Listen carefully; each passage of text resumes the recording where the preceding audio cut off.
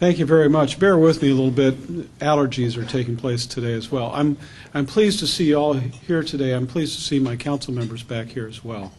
This is something that I have been looking forward to seeing the Chamber do for quite some time. I'm very pleased with their leadership and how they've stepped forward and to bring you all together. I have had the opportunity to be involved in the Sister City group, quite frankly, before I was part of the city. My first experience, first of all, I'm a Navy brat, and I lived in Japan. I was there when I was in the military. In the late 90s, I was there as a member of the Auburn Noon Lions Club. I'd just been elected to the city council, but I went there as a member of the Auburn Noon Lions. Their sister-city relationship had started in 1964 as that Hands Across the Sea effort put forth by President Eisenhower at the time. For decades, groups from Japan, groups from Auburn, usually in the neighborhood of 20 to 30 people, would go over to Japan, come over from Japan, and meet with our communities. We had youth exchange programs, but we also had business exchange programs. And I still remember going down to the yards and watching containers full of Auburn goods being loaded aboard ships bound for Japan. Now, as I came into office, I realized the importance of these relationships, and I thought it important to do something to cement the relationship into a true trade agreement. I'm an ex-banker. I don't go any place where there isn't cash involved somewhere along the line. It's got to bring back value for our city, our people, our businesses, if it's going to be important to me. So I went back to Japan, and in the meantime, something had happened in Japan. The population of Japan is growing older. There's fewer children. And the Japanese federal government mandated the consolidation of cities. So in our area, our city at the time was Kasugacho. Kent had their own sister city nearby. 6 cities in our particular area were required to come together and form the new government of Tamba. Now, at one time, they had hundreds of council members, which still puts the hair up on the back of my head. But keep in mind, I started as a council member as well, and I can understand how do you get to majority. But as we were going over there and we were talking about it, and I went over with the mayor of Kent once, and I've been over there on my own, and we talked about business, and each time we talked about how we could do things, and I asked for that to be included in each discussion. And then last summer, the mayor of Tamba, who I'd met before, came to Auburn and Kent, and we talked. We talked a great deal. The mayor was very pleased with his reception here, and many of you were there when they arrived here in Auburn. The mayor was pleased with how he was treated and with how his business associates were treated as well.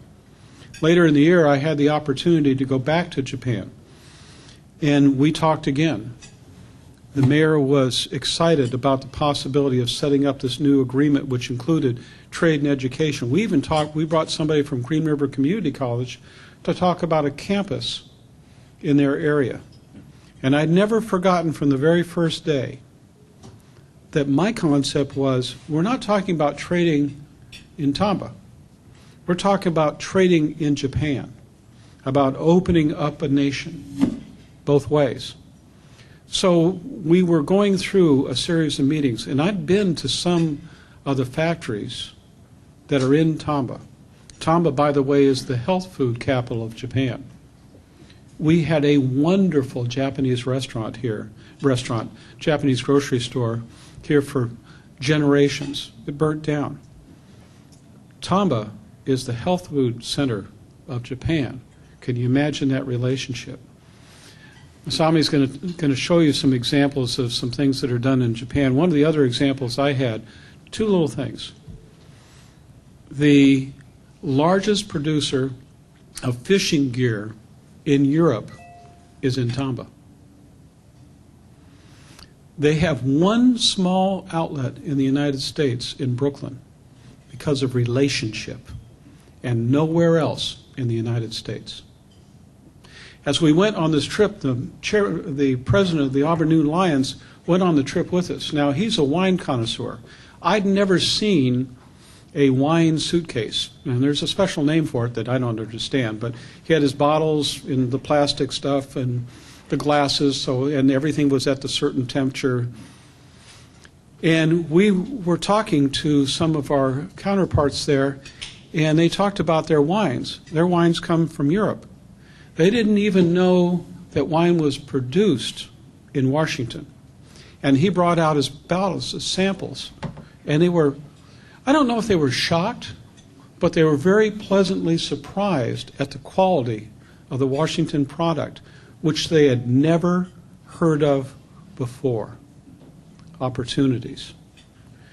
I talked about the City of Auburn, talked about a half century, which for them is nothing, but I always have to explain our history in terms of, for a third of the history of this area, we have been an industrial city in an industrial valley with industrial sister cities of Kent and Auburn, and that we are one of the finest producers of precision manufacturing, how we have our counterparts all over the country, and how we have our connections, and a wonderful industrial sector that is eager to do business, as well as a retail and service sector that understands how to expand business in their area.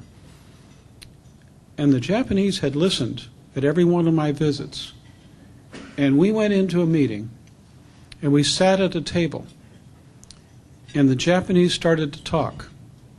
And what they said was, we've heard what you've said, and we've decided to form a committee. They have an organization like a Chamber of Commerce, and Masami will talk about it. And they said, we've gone so far as to set up a committee and choose a chair, and we are going to work to start up this trade connection that you've talked about. We'll talk about coming over to your city. We hope that you'll come over to our city. We would like to see the type of things go on that you've talked about for so long. One of the interesting comments that come out of the Japanese manufacturers, if you want quantity, it's produced in China. If you want quality, it's produced in Japan. Does that have something similar here? We produce things together. Can you imagine the raw materials, especially wood and things like that here, that could be available there? Can you imagine some of the products that could come from there? Go back and forth. One of the things that Congressman Reichert talked about is any product that's built might be assembled in 2, 3, 4 places before it's done and on the market. We're not talking about setting up a relationship with a city. We are talking about setting up relationships for you, for a country, as an entry point. The City of Auburn, based on its 40 to, and it's actually almost close to 50 years in the part of Auburn, relationship with Japan, has earned the respect of the business community in your names. Future trips that are going to Japan or other countries are not going to be done by the city, but it will have city blessing. They should be done by the private sector. It is important that you make those connections, and we will be with you to provide that introduction. But it is not the business of the city to tell you what to do, how to form your alliances, how to work out your agreements. Business should open doors, but again, they should not blockade them. And business regulation should never be a part of that. Now, we are going to have a visitor right in the month of July. We'll talk more about that. And I'm supposed to be going back over there in October to sign the agreements and start up the trade relationship. Now, I'm planning on, I've already asked the Chamber to come with me as part of this delegation to see what's available, and Masami is going to talk about that a little bit. but to understand the magnitude of the opportunities that are out in front. One of the things the Chamber is going to do, and the Chamber is concerned about this because this is tough budgeting. And I thought, y'all still don't understand the opportunity here. Every time I go, we are on the front page of the national newspapers. Whoever goes and sponsors this particular trip will be on the headlines of all the national newspapers. Trips don't cost that much. That advertising is absolutely priceless. There's a certain amount of cost and probably a certain amount of availability. Now, you're listening to a past Chamber president speak here. If you're interested in the kind of an opportunity that literally, in this case, as the first time, will only come once, you need to get to your Chamber of Commerce quick, because somebody is going to figure this out. Having been from a bank in the past, I could probably do something about that from when I was at the bank, but now is a new day. It isn't just about manufacturing. It isn't just about retail. It's also about services. You heard Congressman Reichert talk. The market is going to be opening to you. In Japan, it's because we've secured the opening of the door. The trust factor is there. Now, in addition, Auburn has had a sister city relationship in Italy for decades. Our Sons of Italy banquets are enormous. And we had this long relationship until about 20 years ago when a particular town went communist and they voted us capitalists out. We went back to our Sons of Italy community and said, do you wish to do this again? Because the government doesn't do this. There is a sister city committee for each one of the cities that we talk about, and they do the work. So we asked them, are you interested? And they do. They are. And they have a town of Moro. It isn't the greatest metropolis in Italy. I don't care. We're not talking about doing business with a city, but with a nation.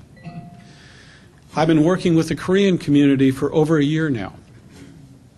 Mike Park, council member from Federal Way.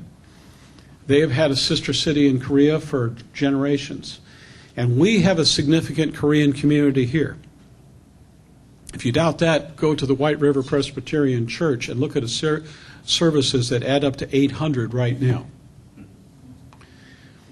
We have an opportunity in Korea, and that trade agreement is due to be signed in July. We are going overseas in October. Now, I'm not going to go just one place. It's got to bring back money. It's got to be value. So my aim is to go to Japan and go to Korea. And as you've heard, we have some fine students here from Fuzhou, China. We may be going to China as well. Your opportunities for working with nations are open. This is an opportunity that I don't think you're going to see again at this opening door for generations. We talked this morning about, when do you buy, and everybody's hesitant about investing. What's the very first lesson you learn in business? You buy at the low, you sell at the high. You're not going to see another low, I hope, for another 30 years. This is the time to be involved. This is the time to make use of every opportunity. So, I've talked a long time, far longer than I usually do, but I've been on your business side. I can see the opportunity right here in front of us, and I'm hoping that you do reach out and take it. I hope I've gotten your interest so far, but there's a gentleman here that has been screaming this to our communities for for a generation, who's been back and forth in Japan, who has done so much of the groundwork. Literally, the only thing I had to do is get on a plane, get off a plane, say hello, and come back. Masami Hasegawa has his own company and has been deeply involved in the sister city relationships, and he's sent over sports teams. How about that? From Kent and he's worked with Auburn. He is so involved. He is an outstanding individual, and he cares so deeply about our communities. And he's going to tell you a little bit about some of the individual things that we can do as well. So I really would like to welcome him. He is a definite hero to the Japanese Sister City organization. Wow, I'm honored. Thank you very much. I didn't do anything like what he said. I thought that was my duty. I was born and raised in Japan, and I came over here, and U.S. government was very, very kind and gave me a scholarship to get the education here. So I came to UW. Life is so good here, I didn't want to go back. I have to apologize today, though. I brought a whole bunch of pictures to show you. And something happened, I lost it in my computer. I think that was all went to my external hard drive, and I can't retrieve it today. So I am going to talk a little bit. Just bear with me, okay? If you have a difficult time understanding my Japanese accent, just raise your hand, I'll repeat. But when we talk about the international trade or import-export, basically we cannot go around not talking about culture that plays extremely important role in international business. A lot of people come to me and they say, hey, we're human, heart to heart. We don't need that. They will understand me. It won't work that way. Okay?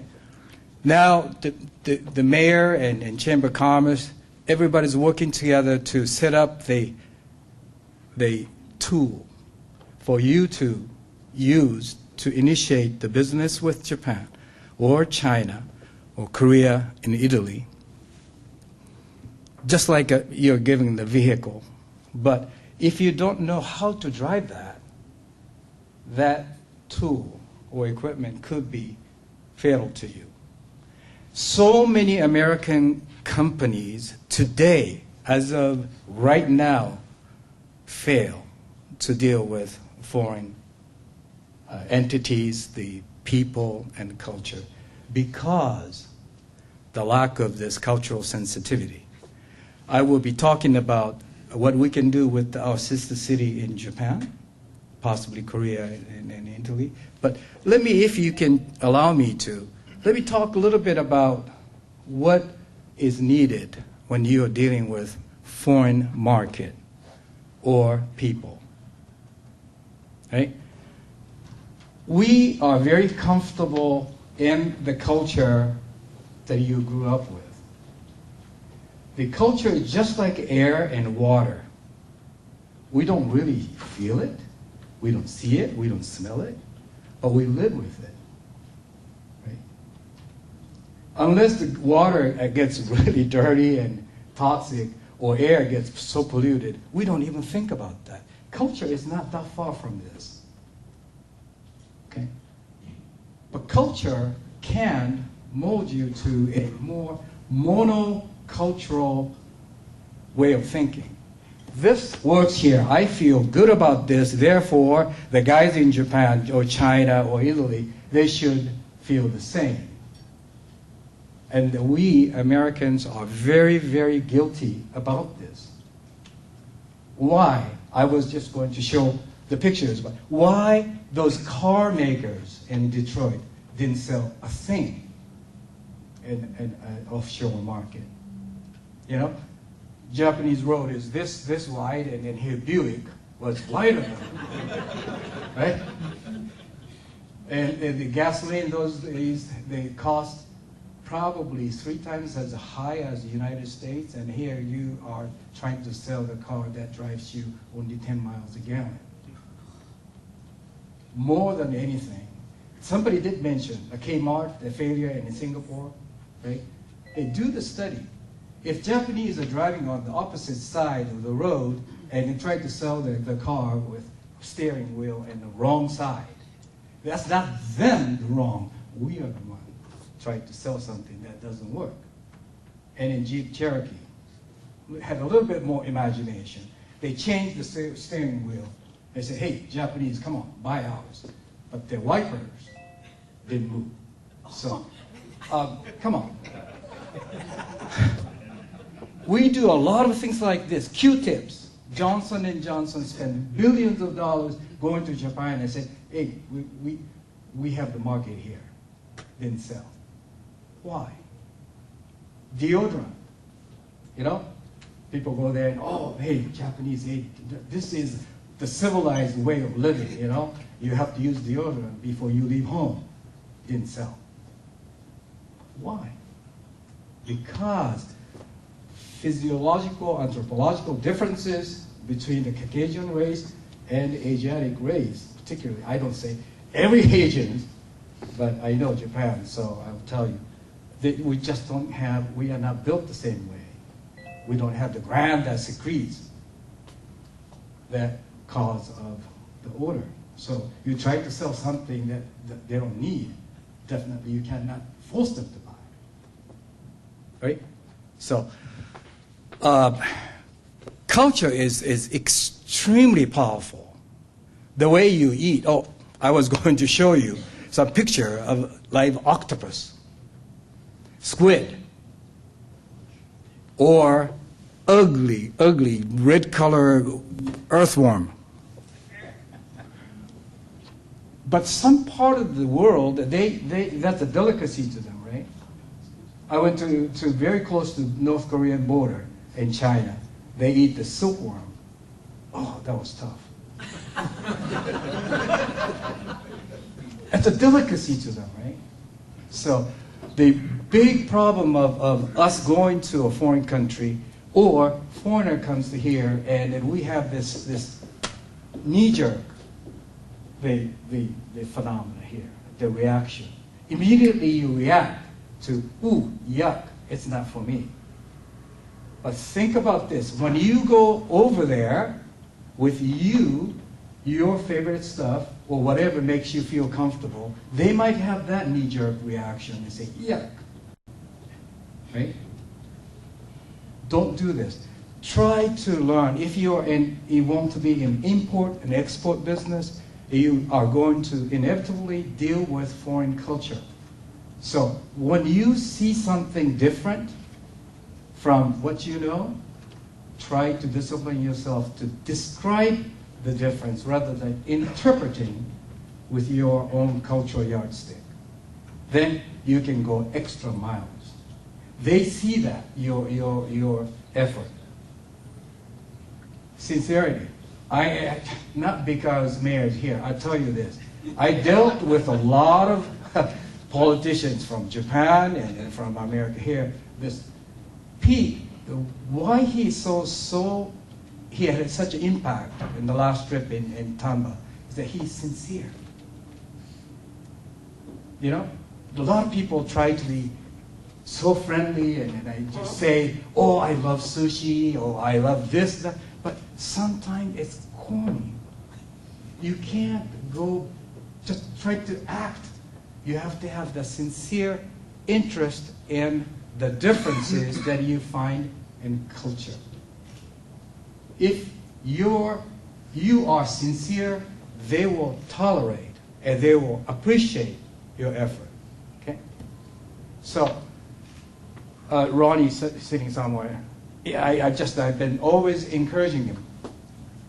In case you don't know, he makes a delicious chocolate. We had that today. He has enormous opportunities in Japan. You don't have to be seeds candy company. He can do that if he writes the story that can translate into Japanese cultural value. If he has the reader that can read the story, or Ronnie, that touches the foreign heart. That needs a subcultural sensitivity, folks. It's not automatic. It's a hard work. Okay? So away from what you grew up with, your comfort zone is very difficult. There are many, many ways to train you. Let me see this, okay? I was going to show you the really exotic food while you were eating. I wanted to just test you how ready you guys are. Okay. But again, we're all human, our nature. If you have a spoon or something, pencil, doesn't matter. Just to do this one with me. You know what the clockwise movement is, right? Just like 12 to 3 to 6 to 9 and going this way. That's clockwise, right? Counterclockwise is from 12 to 9 to 6, 3. This is counterclockwise. There's absolutely no doubt in your mind when you are doing this. Just do this one for me. Just even fingers. From 12 to 3 to 6 to 9. This is clockwise movement, is it not? If somebody says, no, that's counterclockwise. No, this is clockwise, yeah? To your eyes, to you. But somebody says, no, you're wrong. Then I say, what are you talking about? I'm right. But you go ahead and do this and bring it to below your eyes. What is movement? Counterclockwise. Something you are so sure about how you eat, the music you like, the clothes you wear, is the best. All those Japanese don't know what they're talking about. This here. Every time you feel that you are not construed by the foreigners too well, think about this. You think it's clockwise, but when you change your point of view or location, whatever, that becomes completely opposite. What is the half of 8? 4. Who is not educated, but you can just tell who has PhD. But everyone says half of 8 is what? 4. Wrong. 8 is like this, right? Cut that thing in half. That's a 3, isn't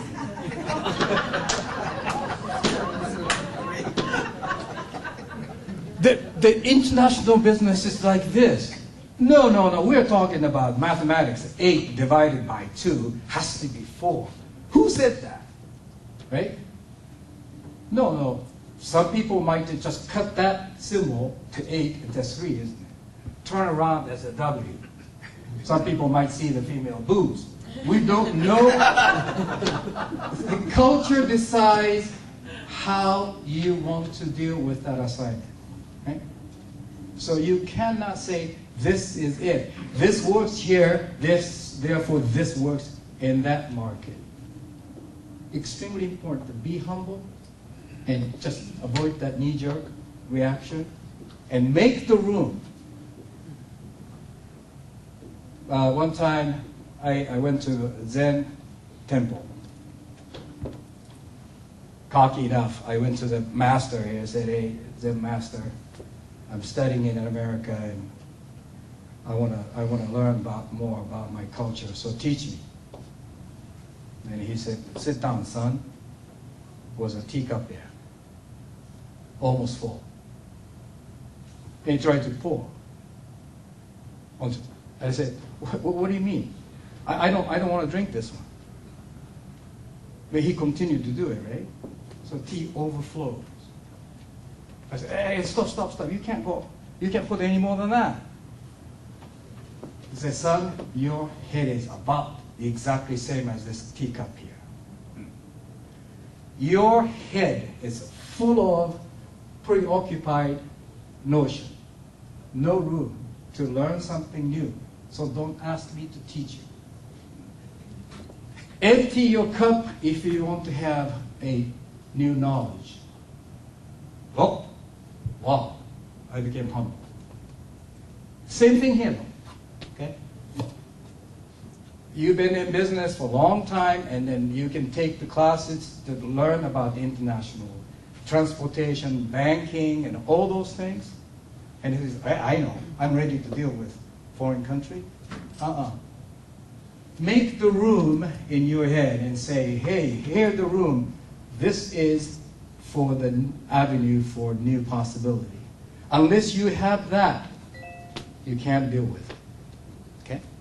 So,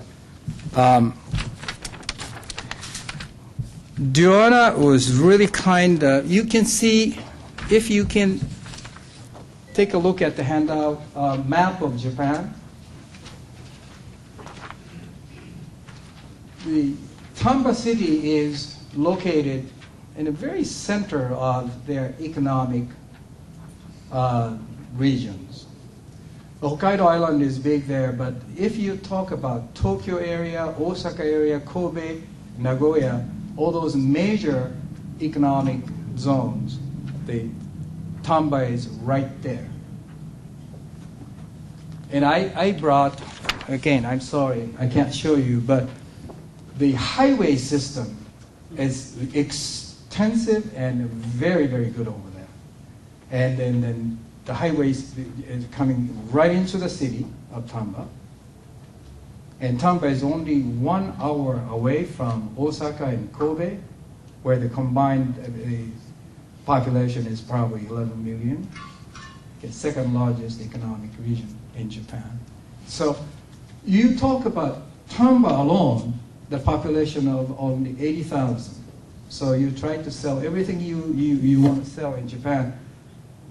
With those people, yes, market is small. But Mayor Lewis said a couple of things. They use Tamba as your entry to Japan. Find good partners. If you can't find, go to Chamber of Commerce. Chamber of Commerce here will have a very good relationship with Chamber of Commerce there. They call Merchants Association. But they will refer your inquiry to an appropriate party. So if they can be your distributor or agent, use that city as your base. If you want to sell certain things and you need the warehouse, well, warehouse is available. Good thing is, though, compared to Osaka or Tokyo, wage is lower in Tamba, rent is lower, and more than anything, good people there. And they trust us very much, and they're eager. They're suffering from depopulation, losing the population, so they want to induce the industry to their city. Very eager to do so. So Pete and I were working on not only the commerce, but education to the kids exchange, the student exchange, the sports exchange, cultural exchange, all kinds of things. So we're not just only the business partner. We have a quite historical good tie with them. Okay, so use that, and also internet. Because internet, the border is disappearing from our society. As long as you have the linguistic capability, you can try to enter the Japanese market, and then once you need the distribution center again, through that online business, you can find somebody in Tamba. Okay, let me see.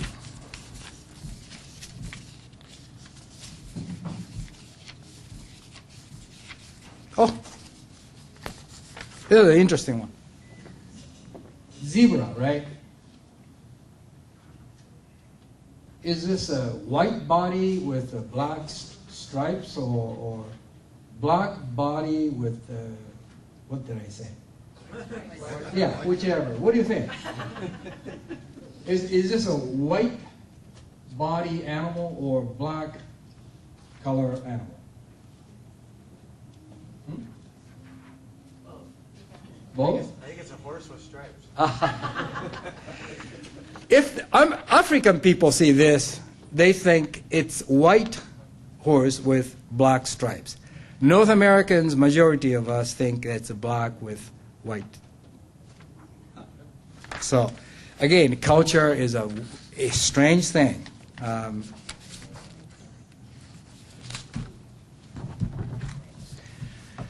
I want to just take 5 minutes, okay? The difference between the domestic business and the international business. Domestic business is monocultural, the similarity based. when you do very well in domestic, it does not give you automatically success to international business, because international business is a difference base. Okay? So difference base will not allow easy assumptions of similarity. So if you use the same tactic, same strategy, because you can pretty much understand and predict how the consumers in Spokane, Washington react to your offer. Even Coeur d'Alene, people different, but still you can, you know what I mean? Even people in Kent. Oh, yeah. Yes. So make sure that you have a different approach to a offshore marketing possibilities. Okay. I had so many drills that I want to do and to lead you to more culturally diverse people, but I just can't do it without the thing. So if you have any questions or how to go by or anything, that I'd be more than happy to talk to you.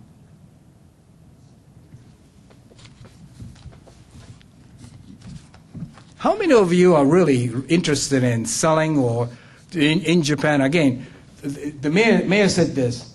Tamba is not only through Tamba you can have entire Japan, or maybe even the world.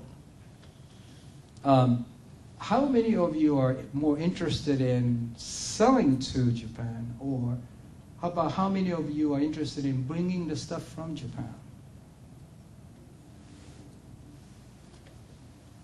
Ron Shaw, of course. Again, the same thing. Somebody said, like, cherry, you can't believe the quantity of onions going to Japan. It's just that Japan is such a big market. Almost, not everything, but almost everything you can think of, you can find a market there. Again, the most important thing is that write a story that can be translated into their culture and then find a good reader. If somebody reads the story well, boom, Japanese may be the easiest consumers you can find in the world. They love American stuff. I'll be killed if I don't do this. You can see this. This is a real flower. What is this? Hydrangea, yeah. And that is noble fir or some kind of fir from here. They import this into Tamba and dip this in a special solution. In that dipping process, the moisture is taken out of that fiber. At the same time, the wax type special solution invades the structure. So when this process is done, I will pass this, you can feel that soft, it's not a dry flower. Unfortunately, roses and those things sent us was destroyed by the, unfortunately, UPS company. So I didn't bring it. Or maybe FedEx, I don't know, whoever. Or maybe DHL. Somebody who's not here. Yeah. This technology is only one and only technology in the world. A company is called Ochi Farm and possesses this, and then they're confident enough that nothing is really confidential. They will even show you the facility and consumption of flowers, like a corsage, prom night, wedding, or Mother's Day. Enormous quantity of flowers being exchanged here. And good thing about this is, once this is processed, you can preserve forever. And the freshness and color might change a little bit. But this company is now ready to come to America. before we suggested that idea that they come to America, they had a fear. Just they didn't know how to come to America. But I said, we are, again, Auburn is going to be the host of your venture, come over. So they are thinking about building a facility here using this American material. They don't have to. So that's one good example of the world-class enterprise from our sister city may find a house here in Auburn. Thank you again, Masami. To stay on task, we are going to be heading back over. But basically, to wrap this up, and the message is the opportunity is now. The Chamber is going to be reaching out to the Auburn area business community. You don't have to be a member of the Chamber, but it may also introduce you back to the Chamber to show that we are connecting our business community for success. So look for the material on this task force, and we hope that you are open to taking advantage of this unique opportunity that is available to the Auburn area business community. So I hope you enjoyed your lunch, and we will see you back over at the Truett Building for the afternoon sessions. Auburn. We are in the Truett Building. Okay, you're right. Auburn Avenue Theater. Thank you.